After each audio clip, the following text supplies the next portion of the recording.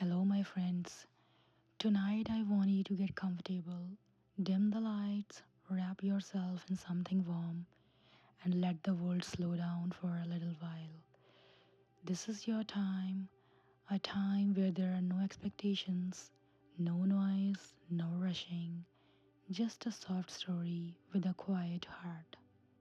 The name of the story is The Light in Her Window. This story is about two souls who met each other in a single light in the dark. In a quiet town where the nights were softer than anywhere else in the world, there was a small apartment with a single golden window. Every night at exactly 10 p.m., that window started glowing. And every night, Ethan noticed. Ethan was a guy living across the street in a brick building. He was not waiting for anything in particular. Not love, not change, just passing through the life gently, like someone walking through the fog. But that window, that warm, steady light, felt very different. That light did not move like someone restless. It just glowed calmly and peacefully, as if someone believed in slow evenings. Her name was Clara. Clara loved late night tea and old paperbacks. She believed the world feels safer after 9 p.m. when noise softens and the thoughts become honest. Every night, she sat by her window with a small lamp beside her, reading or writing in a notebook she never showed anyone.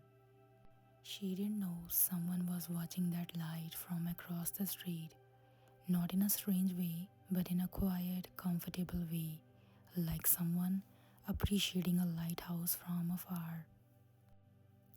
One rainy evening, the power went out across the neighborhood. The street felt dark, windows turned black, the world paused. Ethan stood by his own window, expecting the golden glow to disappear like the rest. But then, a candle flickered to life in that same window. Small, gentle, determined. He smiled. Something about that tiny flame made his chest feel warm.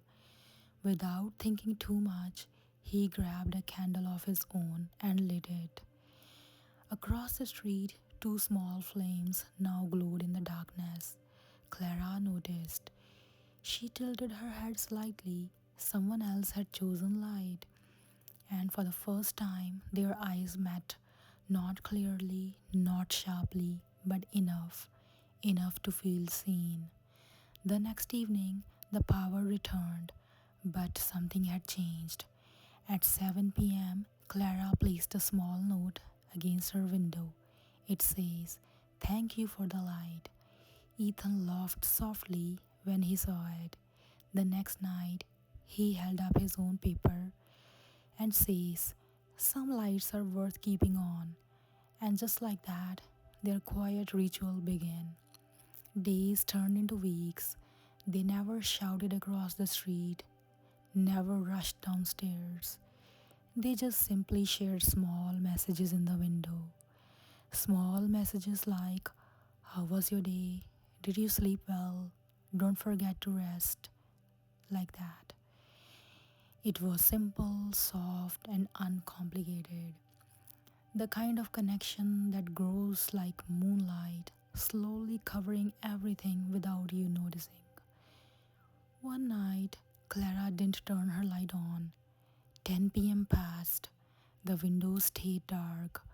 Ethan tried not to worry, but the street felt colder somehow to him. The next evening, still there was no light, so he did something brave. He walked across the street. His heart beat faster than it should have for such a short walk. He stood at her door, hesitated, and knocked gently. A quiet few seconds passed, then the door opened.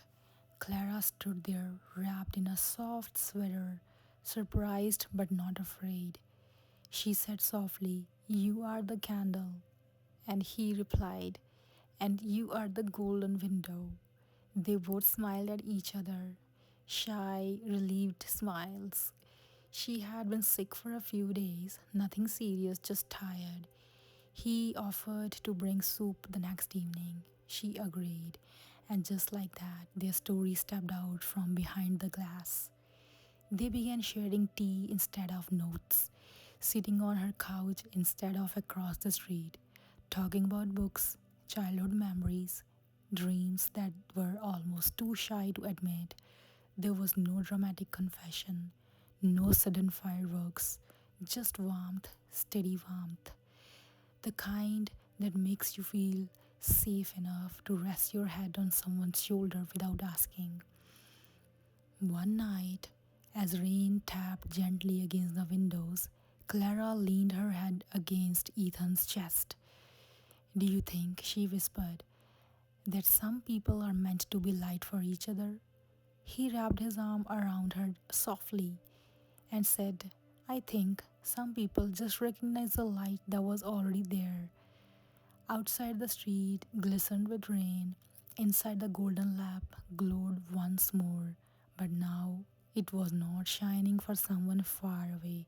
It was shining for both of them. And every night after that, at exactly 10 p.m., the window still glowed.